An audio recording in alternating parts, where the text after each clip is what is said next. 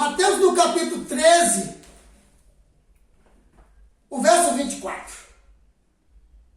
Jesus lhe contou outra parábola e disse: o reino dos céus é como um homem que semeou boa semente em seu campo, mas enquanto todos dormiam, veio o seu inimigo e semeou joio no meio do trigo e se foi. Quando o trigo brotou e formou espigas, o joio também apareceu. O servo do dono do campo dirigiu-se a ele e disse: o senhor não semeou boa semente em seu campo? Então, de onde veio o joio? Essa é a pergunta, meu amado. Meu irmão adventista do sétimo dia. De onde veio o joio? Certo? De onde veio essas doutrinas? De onde veio esses batismos? De onde veio? Olha o que diz aqui, ó. Os servos lhe perguntaram: o senhor quer que eu tiremos? O que é que ele disse? De onde veio o joio? O que é que ele disse aqui? O inimigo fez isso. Enquanto todos dormiam, os antigos morreram. Ficou os novos filhos dos antigos. Não vigiaram. Foram acostumando com a religiosidade, foram aceitando. Hoje está o que está aí na terra. Dormiram. E agora? Olha o que diz aqui, ó. O Senhor quer que arranquemos? Que tiremos o joio do meio do trigo? Quer que respondeu aqui? Não. Não. Porque ao tirar o joio, vocês poderão arrancar com ele o trigo. Tá vendo? São famílias que estão divididas. Um bocado da família não crendo no que está aí na terra e um bocado na multidão. Certo? Jesus falou isso quando ele esteve aqui, lá em Lucas capítulo 12, verso 52. Ele diz: de agora em diante estarão 5 divididos em uma família. Pai contra filho, filho contra pai, mãe contra filha, filho contra mãe, nora contra sogra e sogra contra nora. Os inimigos do homem serão os da sua própria família. Mateus capítulo 10, verso 32. Está vendo, amados? Então aqui, Jesus disse: os homens dormiram. Quem fez isso? O inimigo. Ah, vamos arrancar? Não. Deixa que é para colheita. Aí o que acontece? Deixe que cresçam juntos até a colheita. Verso 30. Mateus 13, 30. Então direi aos encarregados da colheita: juntem primeiro o joio e amarrem todos em feixes para serem queimados. O joio vai ser queimado. Se não é verdade, vai ser queimado. Se não é filho de Deus, vai ser queimado. Depois junte o trigo e guarde o trigo no meu celeiro. O trigo são salvos, são os filhos de Deus, como Jesus Cristo. Ele se identificou como um grão de trigo. Então aqui no verso 36, pediram a Jesus: explica-nos aquela parábola que o Senhor contou do joio do trigo. E ele explicou aqui, ó: aquele que semeou a boa semente é o Filho do Homem, ou seja, ele, Cristo. O campo é o mundo. A boa semente são os filhos do reino salvos. O joio são os filhos do maligno. E o inimigo que semeou é o diabo. Tá vendo? A colheita é o fim desta era. E os encarregados da colheita são os anjos. O próprio Jesus, ele se identificou como um grão de trigo. João capítulo 12, verso 24. Olha aqui, ó. Digo-lhes verdadeiramente que se o grão de trigo não cair na terra e não morrer, continuará ele só. Falando dele.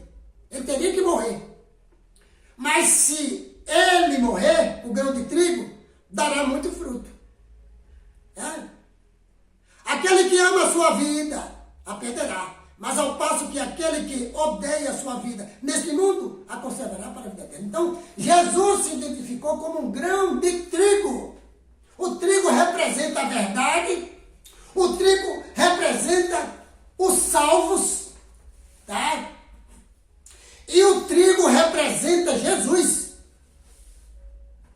No meio do trigo nasce quem? O joio. O joio representa a mentira. O joio representa os filhos do maligno, que será queimado, tanto um quanto o outro. Tá, meus amados? Então, esta é a verdade que eu aprendi na minha casa ao estudar a Bíblia, por mim mesmo. Então, é isso aí. Agora, eu quero que você acompanhe comigo, os irmãos, principalmente, os irmãos adventistas do sétimo dia, porque eu estou pregando esses vídeos para chamar a atenção dos nossos irmãos adventistas, que são aqueles que eles entraram no caminho, querendo guardar os mandamentos, que se puderem sair de debaixo de dogmas, já vai consertar o primeiro passo. E agora, depois disso, dá o segundo passo, que é ser fiéis a Jesus. E você só pode ser fiel a Jesus quando você se submete ao jugo proposto por Ele. Tomai sobre vós o meu jugo e aprendei de mim. Aí você vai para o batismo em nome dele. Porque o jugo é esse, eu recebi os ensinamentos, eu aceito esses ensinamentos, eu vou ser batizado por causa desses ensinamentos. Eu não posso aceitar os ensinamentos em nome de Jesus e ser batizado em outra coisa. Não tem como isso aí acontecer. Porque não é isso que diz as Escrituras. Então o batismo é em nome dele. Quando você entra no batismo, você morre para as práticas velhas do homem velho, as práticas desse mundo, e renasce para uma vida nova com ele. Tá, meus amados? Para viver em novidade de vida. Então você tem que tomar cuidado, você não é obrigado a ficar em coisas erradas para se perder. Então aqui no capítulo, deixa eu ver, Mateus no capítulo 19, deixa eu ver se é aqui mesmo. Aqui, Mateus no capítulo 19, eu quero que você acompanhe comigo. Mateus no capítulo 19, aqui ó, mostrando aqui um jovem rico. Eis que alguém se aproximou de Jesus e lhe perguntou: Mestre, eu farei tudo de bom para ter a vida eterna. Olha aqui, ó. Mestre, que farei de bom? Que farei de bom para ter a vida eterna? E Jesus respondeu: Por que você me pergunta sobre o que é bom? Há somente um que é bom. Se você quer entrar na vida, obedeça aos mandamentos. Obedeça os mandamentos, certo? E ele perguntou: quais? Jesus respondeu: não matarás, não adulterarás, não furtarás, não dirás falso testemunho, honra teu pai e tua mãe, amarás o teu próximo como a ti mesmo. Ele disse: tudo isso eu tenho obedecido. Tudo isso eu tenho obedecido. E meu irmão adventista, você tem obedecido os mandamentos? Basta. Basta obedecer os mandamentos, está tudo resolvido? Não. Olha o que ele disse aqui, ó. Olha o que ele disse aqui, ó. Se você quer ser perfeito, vá. Venda os seus bens e dê o dinheiro aos pobres. E você terá um tesouro nos céus. Depois, venha e siga-me. Então tem que guardar os mandamentos de Jesus e tem que seguir a Ele. Tem que guardar os mandamentos de Deus, saindo dos dogmas, e seguir a Ele. Aí você se torna um remanescente. Agora, querer guardar os mandamentos de Deus debaixo de um dogma pagão, nem guarda os mandamentos e nem segue a ele, nem é fiel a ele. Não tem como. Entendeu, meus amados irmãos? É isso que eu estou encontrando na Bíblia. E eu não sei como fazer, não sei pregar. Para quem sabe, algum de vocês assista um vídeo desse e leva para os outros analisar. Não estou contra as pessoas adventistas nem a instituição, jamais. Eu permaneci por muito tempo junto com eles. São pessoas excelentes, me ajudaram bastante, me deram a mão em muitas coisas. Eu vi, aprendi muitas verdades com eles, mas não pude ficar lá, por causa da Bíblia, por causa dos ensinos. Então aqui, meus amados, diz aqui,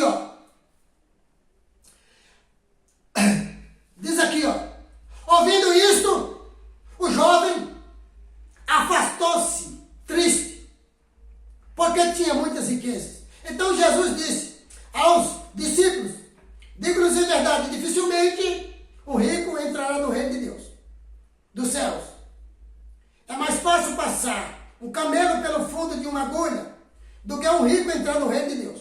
Ao ouvirem isso, os discípulos ficaram perplexos e perguntaram, nesse caso, quem pode ser salvo? Jesus olhou para eles e respondeu, para o homem é impossível, mas para Deus todas as coisas são possíveis. Todo aquele que crê, não há impossível. Se você diz que crê em Jesus, não confessa só com a boca, como diz Romanos capítulo 10, verso 9 e 10. Não confessa só com a boca para a justiça, mas tem que crer com o coração, para confessar com a boca para a salvação e crer com o coração para a justiça. Batiza-te em nome dele. Aí você vai ser um remanescente, certo? Escolhido pela graça, dentro dos padrões de Deus por meio de Jesus. Entende, meus amados? Esse aqui é um texto que eu queria que vocês acompanhassem. Entende? Quando aqui na Bíblia Jesus estava pregando, Jesus esteve em Cafarnaum, e ali em Cafarnaum, Jesus ele fez muitos milagres, mas eles não creram. Então aqui é dito aqui, no capítulo 11 de Mateus, porque não se arrependeram. Ai de vocês, Corazim, ai de vocês, Betsaida, porque se os milagres que foram realizados entre vocês tivessem sido realizados em Tiro e Sidom, há muito tempo eles se teriam arrependido, vestindo roupas de saco e cobrindo-se de cinzas. Mas eu lhes afirmo que no dia do juízo haverá menor rigor para Tiro e Sidom do que para vocês. E você, Cafarnaum, será levado até aos céus? Não, você descerá até o Hades. Se os milagres que você foram realizados tivessem sido realizados em Sodoma, ela teria permanecido até hoje. Mas eu lhes afirmo que no dia do juízo haverá menor rigor para Sodoma do que para vocês. Então, se não houver arrependimento e uma renúncia do que estão adorando e seguindo na comunhão que estão, a Bíblia diz que irão perecer. Eu estou apenas querendo ajudar, e o conselho de Deus é que se tornem remanescentes, guardem os mandamentos de Deus e se mantêm fiéis ao testemunho de Jesus. E a Bíblia diz que o testemunho de Jesus é o espírito de profecia. Apocalipse 19, 10. E o espírito de profecia não é livro. Nananina, não. O espírito de profecia não. João estava na ilha de Patmos e ele tinha o espírito de profecia. E ele foi levado lá, para lá, por Domiciano, por causa da palavra de Deus e do testemunho de Jesus. Jesus tinha o espírito de profecia e ele não tinha livro de ninguém. Cuidado, vocês têm que abrir o olho de vocês. Nem todo que me diz Senhor, Senhor, entrará no reino dos céus. Mateus capítulo 7, verso 21. Tá, meus amados? Então, essa mensagem é um alerta para que vocês se despertem deste sono perigoso. A qualquer momento que a morte chegar, Está tudo acabado. Tá, meus amados? Fica com Deus, um forte e abençoado abraço. Em nome de Jesus. Amém.